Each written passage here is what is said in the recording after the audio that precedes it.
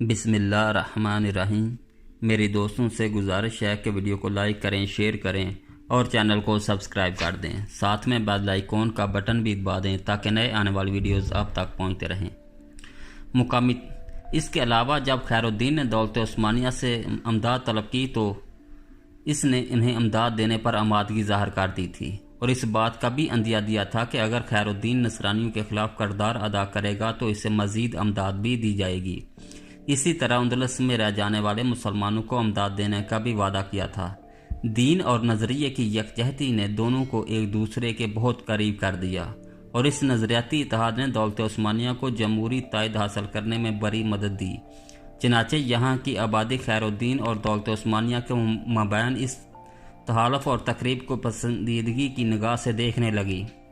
دوسری طرف سلطان سلیم کے دور حکومت میں دولت عثمانیہ کے حالات اس معاہدے کے لیے بالکل موزوں تھے، بالخصوص جب عثمانی فوجوں نے عربی مشرق کی طرف رخ کر لیا تھا، اور جیسا کہ گزشتہ صفحات میں اس کی تکمیل بیان ہو چکی ہے، اس رجحانہ کو اختیار کرنے میں اس کا سب سے بڑا ہدف پرتگالیوں، ہسپانوی اور یونان مقدس کے گھڑ سواروں کی کارروائیوں کا راستہ روکنا تھا۔ ظاہر ہے دولت عثمانیہ ایسی کسی بھی طاقت سے معاہدہ کر سکتی تھی جو اس کے اہداف میں اس کی مددگار ثابت ہوں۔ علماء تاریخ کا اس بات میں اختلاف ہے کہ عثمانیوں اور باربروسا برادران کے درمیان معاہدہ کی ابتدا کب ہوئی۔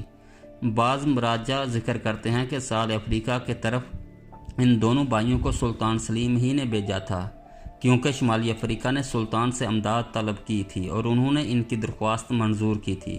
اگرچہ یہ روایت مورخین میں زیادہ مقبول نہیں، لیکن اس سے یہ بات واضح ہو جاتی ہے کہ عثمانی بحر متوسط کے حالات سے غافل نہیں تھے اور وہ اس علاقے میں ہسپانوی اور پرتگالیوں کے مذموم مقاصد کی تکمیل کے لیے راہ میں رکاوٹ کھڑی کرنا چاہتے تھے۔ بعض مورخین کا خیال ہے کہ فریقین کے درمیان طے پانے والے اس تحالف کی ابتدا 1514 میں اس وقت ہوئی جب عروج اور خیر الدین نے جیچل کی بندرگاہ کو فتح کیا اور دونوں بھائیوں نے سلطان سلیم اول کی خدمت میں قیمتی تحائف بھیجے جن پر انہوں نے شہر کو فتح کرنے کے بعد قبضہ کیا تھا۔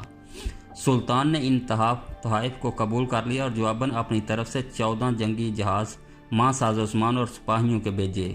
سلطان کی طرف سے اس طرح کا جواب دونوں بھائیوں کی جنگی کارروائیوں کے تسلسل میں ان کی رغبت کا اعلان ہے۔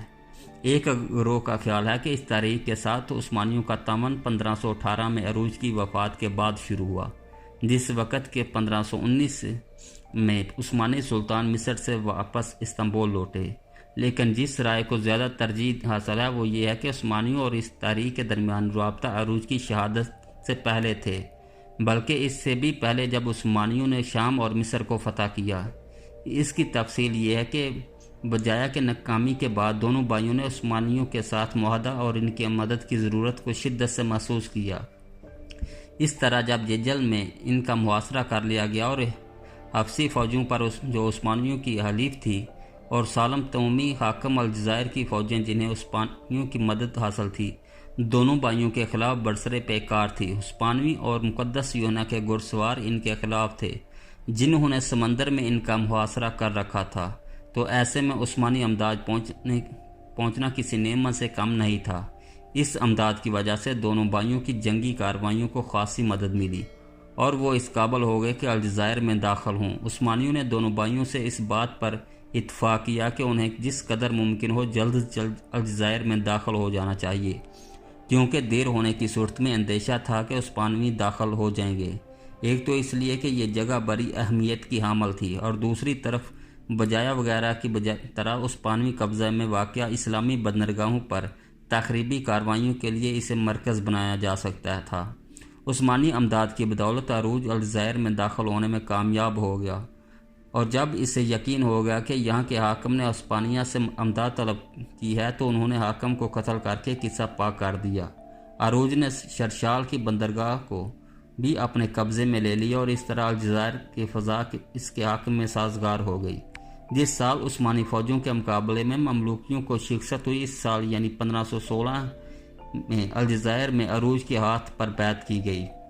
اگر سلطان عثمانی حوصلہ افزائی نہ کرتا اور مقامی لوگوں کی امداد کے ساتھ ساتھ دولت عثمانیہ کی طرف سے امداد نہ پہنچتی تو دونوں بھائیوں کے لیے اتنی شاندار فتح حاصل کرنا ممکن نہیں تھا۔ جیسا کہ گزشتہ سطور میں بیان ہو چکا ہے، یہ دونوں بھائی مخالف فوجوں کے مقابلے میں بجایا میں داخل ہونے میں ناکام رہے تھے۔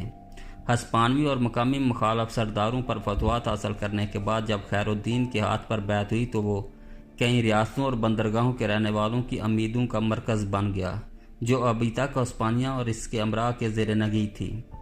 سب سے پہلے جن لوگوں نے خیر الدین سے مدد کی درخواست کی وہ تلمسان کے لوگ تھے۔ اگرچہ مقامی لوگوں کو خیر الدین سے امداد طلب کرنا ہی اس بات کے لیے کافی تھا کہ خیر الدین تلمسان کے امور میں مداخلت کرتا، مگر تلمسان کے موقع کی اہمیت کے پیش نظر یہ چیز الجزائر میں خیر الدین کی موجودگی کو ناسازگار بنا دیتی۔ چنانچہ اس نے سوچا کہ اس سے پہلے کہ مقامی لوگ مدد کی درخواست کریں وہ خود اس معاملے میں اپنا عمل دخل شروع کر دے۔ ان لوگوں کا مدد طلب کرنا اس کا کام کو جلدی سر انجام دینے میں اس کی مدد کرے گا۔ خیر الدین نے ایک بہت بڑا لشکر تیار کیا۔ 1517 میں اس کی قیادت کرتے ہوئے تلمسان کی طرف روانہ ہو گیا اور اس کی طرف جانے والے راستے کو پرامن بنا دیا۔ جب خیر الدین تلمسان پر قبضہ کرنے میں کامیاب ہوا تو اس کے بعد دوبارہ ہسپانوی اور ان کے امراء بنی حمود نے اسے واپس لے لیا۔ اس لڑائی میں خیر الدین کا بھائی عاشق اسحاق شہید ہو گیا۔ اس طرح عروج اور اس کے بہت سارے آدمی شہر کے محاصرے کے دوران شہید ہو گئے۔ یہ محاصرہ 6 ماہ یا اس سے زائد عرصہ 1518 تک باقی رہا۔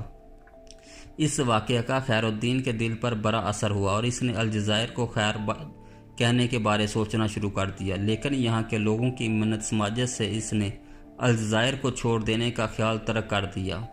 اب اس لیے ضروری ہو گیا تھا کہ وہ پہلے سے کہیں زیادہ کوشش کرے، کیونکہ اسے اندیشہ تھا کہ عثمانوی اور اس کے مددگار اس پر حملہ کریں گے۔ چنانچہ اس نے محسوس کیا کہ دولت عثمانیہ سے مزید رابطہ و ضبط پیدا کیا جائے۔ بالخصوص مصر اور شام پر اس کے قبضے کے بعد یہی وجہ تھی کہ فریقین ایک دوسرے کے ساتھ رابطے کی ضرورت شدت سے محسوس کرتے تھے۔ پروفیسر ڈاکٹر عبدالجلیل تمیمی نے ایک ترکی دستاویز کا ترجمہ کیا۔ یہ دستاویز توپ کا سرائے استنبول کے میوزیم میں موجود ہے، جس کا نمبر ہے 4656۔ یہ دستاویز ایک خط سے عبارت ہے جو الجزائر کے لوگوں کی طرف سے لکھا گیا۔ ان میں ہر درجہ کے لوگ تھے۔ یہ خط ماضی القاد کے اوائل 925 ہجری مطابق 26 اکتوبر سمیت 3 نومبر 1519 میں خیر الدین کے حکم سے سلطان سلیم اول کے نام اس وقت لکھا گیا جب وہ مصر اور شام سے استنبول واپس پہنچ چکے تھے۔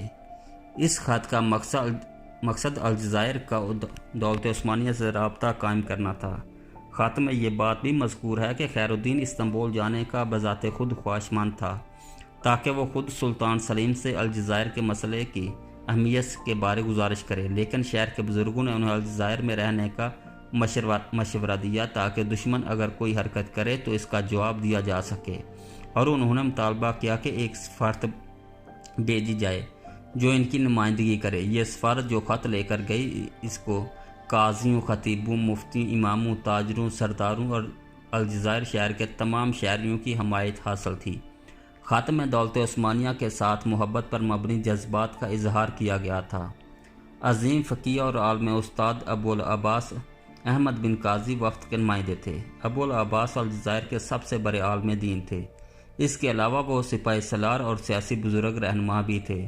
ابو العباس واقع اس قابل تھے کہ ملکی صورتحال کی تصویر کشی کریں اور ان خطرات سے سلطان سلیم کو آگاہ کریں جو انہوں نے چاروں طرف سے گھیر چکی تھی۔ وفد نے عروج کی دفاعی کوششوں کو تفصیل سے بیان کیا، جیسے اس نے دین کی مدد کی، مسلمانوں کی حمایت کی۔ انہوں نے عروج کی جہادی سرگرمیوں، تلمسان میں محاصرے کے دوران ہسپانیوں کے ہاتھوں ان کی شہادت، ان کے بھائی مجاہد فی سبیل اللہ ابو الطاف کی خیر الدین کی جانشینی، ان سب چیزوں کو بالفصیل سلطان سے بیان کیا۔ انہوں نے یہ بھی بتایا کہ خیر الدین نے ہمارا دفاع کیا، ہم نے ان کی طرف سے کبھی بے انصافی اور ظلم نہیں دیکھا۔ انہوں نے ہمیشہ شریعت مصطفیٰ علیہ الصلوۃ والسلام کی پابندی کی ہے۔ وہ تمہارے بلند مقام کو تعظیم اور تکریم دیکھتے ہیں۔ وہ اپنی جان و مال کو رب العالمین کی رضا اور علماء کلمت الحق کے لیے قربان کرنے کا جذبہ رکھتے ہیں۔ ان کی انتہائی خواہش ہے کہ تمہاری یہ عظیم سلطنت اپنے مقام و مرتبہ کا اظہار کرے اور ہمیشہ ایک طاقتور سلطنت کی صورت میں باقی رہے۔ ہم اس سے محبت خالص رکھتے ہیں، ہم اس کے ساتھ ثابت قدم ہیں۔ ہم اور ہمارے امیر تمہاری عظیم درگاہ کے خادم ہیں۔ اقلیم بجایا مغرب اور مشرق کے لوگ آپ کی خدمت اعلیٰ میں دست بستہ غلام ہیں۔ عامل عریضہ آپ کی خدمت میں اس ملک کے تمام حالات و واقعات پیش کریں گے۔ والسلام۔ مذکورہ بالاخط ایک محقق کے سامنے دولت عثمانیہ کے بارے الجزائر کے لوگوں کے تاثرات کو بالکل واضح کر دیتا ہے۔ ان تاثرات میں چند حسب ذیل ہیں۔ خیر الدین شمالی افریقہ میں ایک بہت بہترین مسلمان حاکم کی مثال پیش کر رہا تھا۔ وہ اسلامی شریعت کی تعلیمات کا احترام کرتا تھا اور ان کا نفاذ کرتا تھا۔ شریعت کو اس نے اپنی حکومت کا منہاج اور عدل و انصاف کو قانون بنایا ہوا تھا۔ اس کی سرگرمیوں کا محور مرکز نصرانیوں کے خلاف جنگی کارروائیوں کی قیادت کرنا تھا۔ اس کے دل میں عثمانی سلطنت اور اس کے سلطان کا پورا ادب و احترام موجود تھا۔ خط ظاہر کرتا ہے کہ الجزائر کے تمام لوگ متفق و متحد تھے اور ان کا ہدف بالکل واضح تھا۔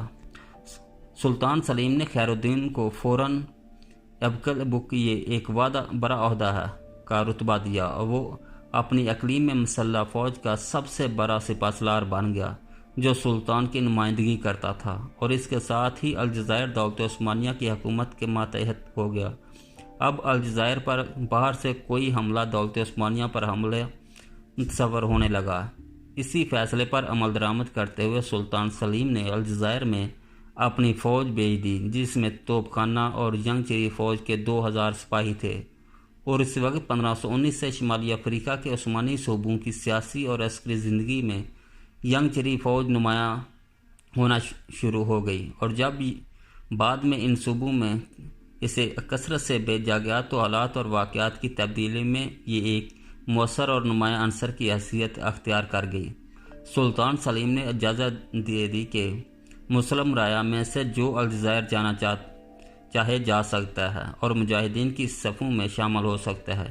یہ فیصلہ ہوا کہ جو لوگ الجزائر جائیں گے اور رضاکارانہ طور پر اسلامی لشکر میں شامل ہوں گے انہیں وہی مراد حاصل ہوں گے جو ینگ چیری دستوں کو حاصل ہے۔ یہ مراد دینے کا اعلان اس لیے کیا گیا تاکہ زیادہ سے زیادہ لوگ مجاہدین کی صف میں شامل ہوں۔ اناضول کے لوگوں نے نصرانیوں کے خلاف جہادی سرگرمیوں میں حصہ لینے کے شوق میں الجزائر کی طرف ہجرت کی۔ سلطان سلیم کے ان فیصلوں کے بڑے اہم نتائج سامنے آئے، جن میں